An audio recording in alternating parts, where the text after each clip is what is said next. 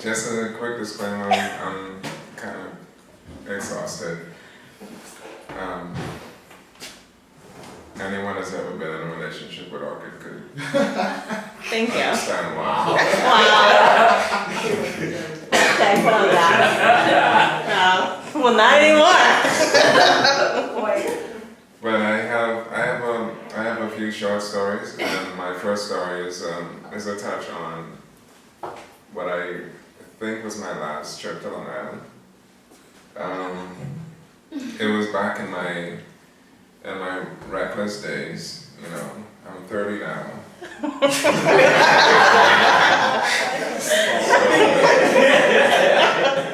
Just to think back, you know, on my reckless days. I went to Long Island when I was 29. I'm kidding. I think I was maybe 21, 22, around that, you know, hazy area. But it was just a random trip. I just needed to get away. And Long Island is probably the only place where I really feel home, you know. And for the first couple nights, you know, I just kind of chilled and just soaked everything in because I really just wanted to get away from the city noise and the hustle and bustle and everything. I just needed a break. So a neighbor of ours, it was some big party that they were doing. I feel like someone was getting married or something, and they just did a just a huge block party, and everyone in the settlement just went down to this party and just kind of hung out. Now, I haven't interacted with these people since I was in my preteens, like, spending summers there and whatnot. So, like, everyone's all grown up, and, it's a whole reintroduction thing. Like, you just remember the faces and the who you was and all this and all that. So, it was cool, it was nice. And a cousin of mine, he had a joint, and he shared it, and I wanted to get away, so I partook, and I got high, and in the same instance, I was also on my third drink, and anyone from Long Island could tell you that in Nassau people, they mix drinks light, so by my third Long Island grade drink, like I was pretty nice. Now, a prelude to this story was that I rode to this party on a bike, and being that it was my neighbor, and the yard fronts were so, wide, so the neighbor more or less lived like a half a mile from where I was staying. So, the night went on, the drinking continued, the marijuana continued, and I don't know if you ever passed by like any more or less block parties in Nassau, where the big speakers are set up and the DJ is playing and shouting on the mic, and there's always like that one or two guys that that stand in front of the speaker and they're just lost in the sound and just dancing. So I was that guy. I remember there was, for whatever reason, I just got this spider sense thing, and I was like, yeah, it's probably time for me to go home. So in my very mixed state of being drunk and being high, I decided that it was a great idea in the night, and this is before they kind of revamped the road system and they put in street lights on a consistent basis. So if any of you ever rode down, I guess, rode towards Adelaide, like that would probably be the best example, where there's probably one street light every couple minutes. So let's say it was one street light, for every couple minutes on this ride home. So everything else is pitch black, island black. So I'm on this bike and I'm super intoxicated, And the only thing I could remember was leaving the party and waking up the next morning. So I got up and I was in a panic, like, where am I? Because that's always the first instinct, like, where am I? What happened? And like, it was so bizarre. Because I tried to recall everything. I said, I went to the party, I rode my bike. And like I went into another panic because I was like, oh, the bike. Because I borrowed the bike. So I'm in this, this frantic state trying to figure out what I did with this bike because I can't remember how I got into bed. And it was a bunk bed. I was in the top bunk. So I don't know. So I got up and I went, because how the house is set up, there's the main house and, they have the kitchen separate. And in the kitchen, that's where they store the bikes, so people don't steal them. So I got up and I was in a panic. I was just looking around the yard for the bike that I, for whatever reason, probably just tossed away and found my way to this bunk bed. So after I kind of lightly gave up, I went into the kitchen to get, something to drink, like some juice or whatever. And the bike was neatly parked and just sat, and I have no idea how I did that to this day. So that's my Long Island story.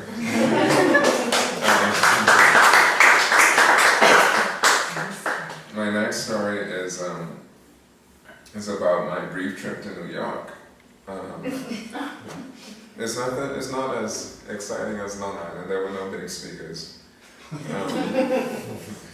But my mom, she took a vacation with a few friends of hers, and she went down to Virginia to go to some theme park or whatever, and she fell ill, and she just had some complications, and she had to undergo surgery in Virginia. And the way the hospitals over there are set up is they won't release you unless they release you in the care of a family member.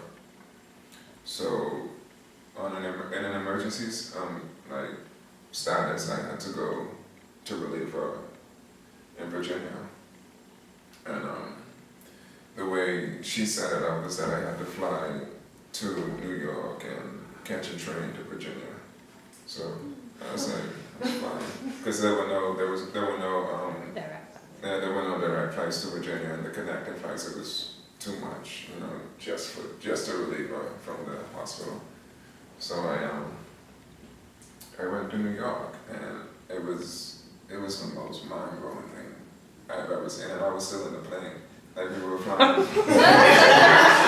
we were flying over the Brooklyn Bridge, and I remember looking out, and you could see the cityscape and all the skyscrapers and like all the boroughs, and I saw the bridge, and I was like, that's the Brooklyn Bridge. Like I was trying to, how the annoying guys, they try to tag you in the conversation if they're having.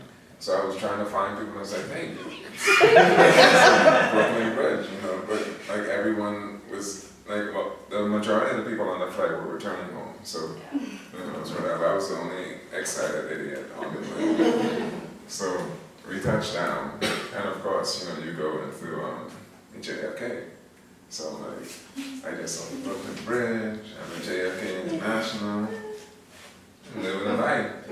And I had to catch a cab, which is another experience. It's like, wow, like they have a TV in the cab. I could just swipe my card. Wow, this is, like I was just blown away. And because it was my New York trip was kind of a stopover thing, so I had to stay there for a night. And the place where I was staying was in the Bronx, so I had to travel through like all the boroughs between JFK and the Bronx, and it was so mind blowing. But the thing that really stuck to me was the graffiti, because I really like art, and I really like urban art, and just to see the expressions and you know, the one-upmanships that people were doing across all these boroughs. You know, like you would see like these really delicate and, you know, intricate pieces of art, you know, that were illegal for the most part, you know, but it was so cool because it was such a culture, you know.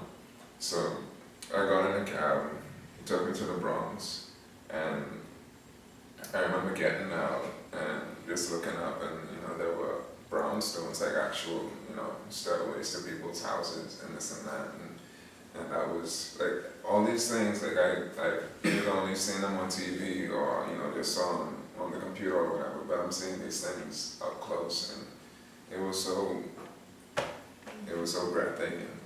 And I'm pretty sure for, you know, a New Yorker, it was just like, yeah, I'm going home, you know, like, and then in the same respect, like now I can understand why people get so enamored with the Bahamas and Nassau itself, you know. So I stayed the night. I didn't really get to explore the city because the people I was staying with, you know, it was a working couple, so they didn't really have the time to, you know, take me out or show me anything, you know. But on the trip to get to Virginia, you know, they took the liberty to, you know, to pass through a couple of things that would, you know, be highlights for me. And we passed by the Bronx Zoo, you know, I didn't go in, but you know, I just saw the entrance and everything. So you know, that was pretty cool. And then we drove to Times Square, like at the night when it's all lit up and everything. And I think I still have the video somewhere, but I remember I did the tourist thing and I hung out the window. You know, I took video, and it was super cool. And he took me to the train station, and you know, I had to do a whole train experience and, you know, hop this train to get to Virginia. And I can't remember how many states it was, but I know it was the most states I ever, you know, visited, quote unquote, in one go, you know. So that was another thing. And to add to that, what I didn't anticipate was that not only do people, you know, they try to do these massive pieces of art, graffiti art on, you know, billboards and, you know, building sites and whatnot, but like the overpasses for the trains and the tunnels for them, like it's like an open canvas. Like every overpass and every tunnel was a different gallery, more or less. And the more you left New York and into Philly, and I can't remember the other state, but the closer we got to Virginia, like the more robust the pieces were. Like they were, like you could tell that people stayed there, or not stayed there, but people took their time. Like it was period, like pieces that probably took a week to complete, you know, and it was like super mind blowing. But I got to Virginia, you know, and then I had to kind of figure out the bus system on the fly because I only knew where the hospital was, and it was too far from the exit station from the train to catch a cab to the hospital. So I had to use the public system and, you know, just connect buses because it would have been like $5 as opposed to $60 or whatever for this cab, which, you know, I was already limited to cash. Anyway, I found my way around, and I got to the hospital. You know, I saw my mom. Like we organized everything, but she still had to stay there, you know, for observation. I think it was 2 days, and in those 2 days, you know, I couldn't stay in the hospital all day with her, you know, because she had doctors in and out, and nurses just checking up, and it was a hospital, so, you know, like I couldn't just chill, you know. So I took that opportunity to kind of explore this part of Virginia. I think I have to check, but I think it was Williamsburg. It was really one of those small pockets of Virginia. but it was really nice because they had a lot of like old century architecture, and like you could tell that people that lived there, like they really loved the historic ideals of Williamsburg, if that's the name of the town. And I remember I found this college campus, and I just kind of walked around because it didn't feel like a college campus. It felt like it was like a tiny town, you know. Like it had so many different things and different amenities in it that, you know, it just kind of felt, you know, like something to explore, and that's what I did. And by the time my mom left Williamsburg, like I kind of knew the town by the back of my hand. Like she was asking me things, and I was like, no, you can just go. And I was like, no. So it was a pretty unique experience just for it being for the situation it was, you know, because on top of being, for not knowing what was going on with my mom, and, you know, kind of being afraid, and, you know, on the edge of my seat, just hoping, you know, she was okay, you know, and then finding out she was, you know.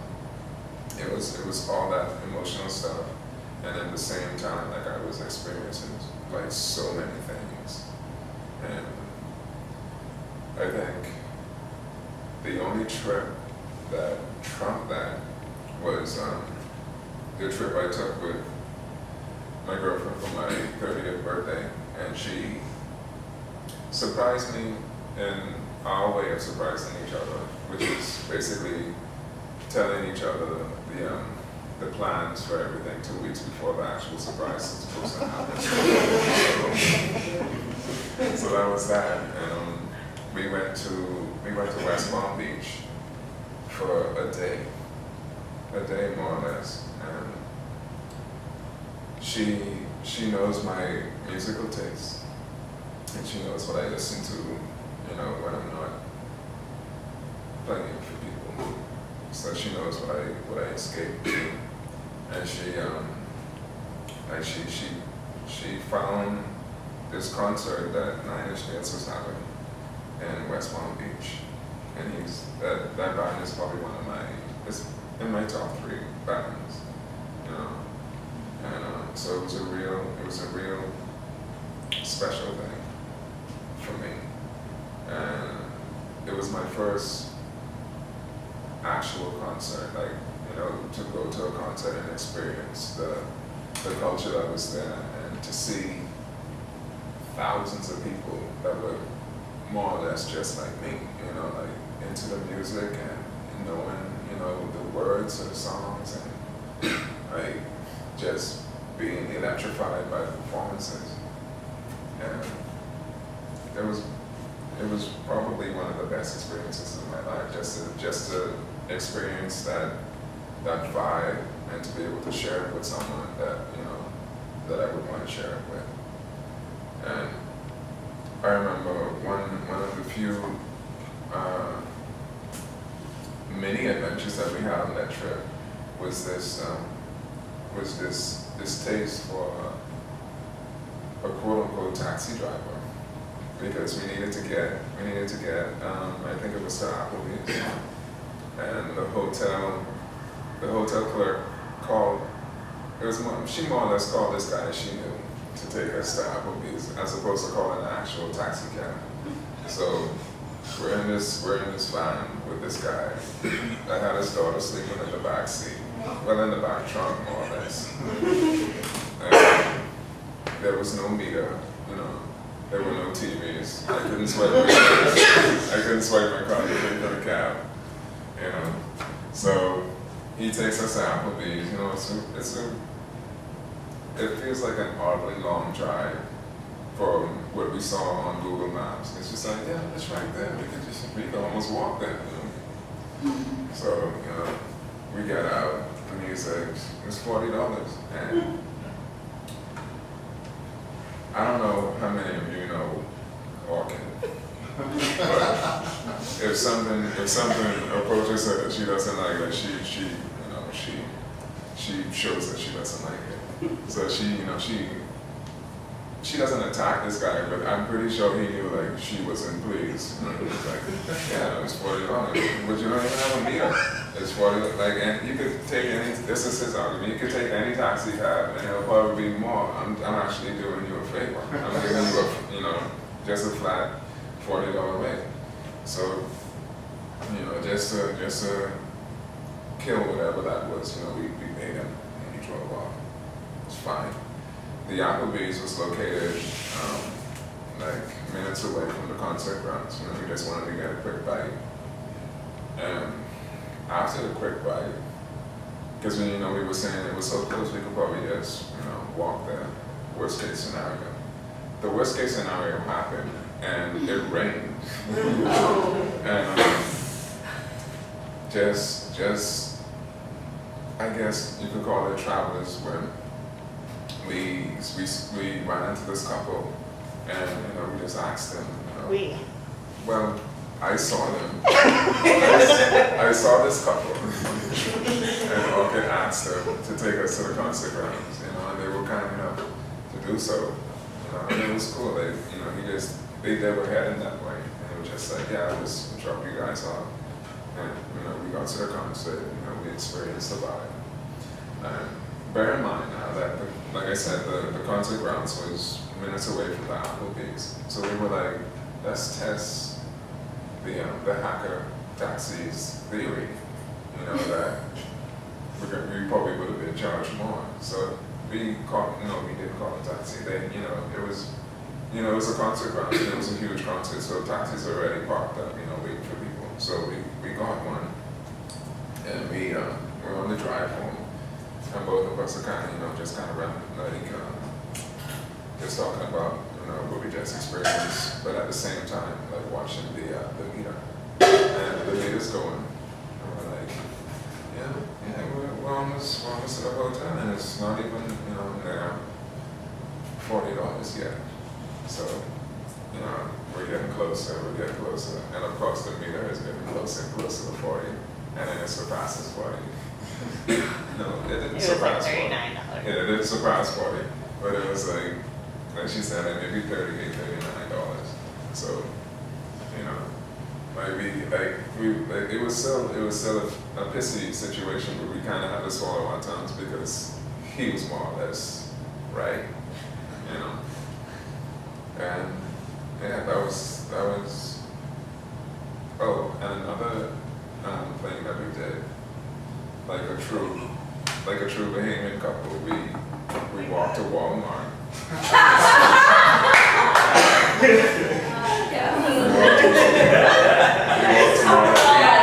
We walked to Walmart. What was it, like 12 o'clock at night? Yeah. Pretty much. To pick up a few things. It was a lot of small things that happened in the West Palm Beach trip that just made it the best trip I've ever had. So yeah, those are my stories. Thank you.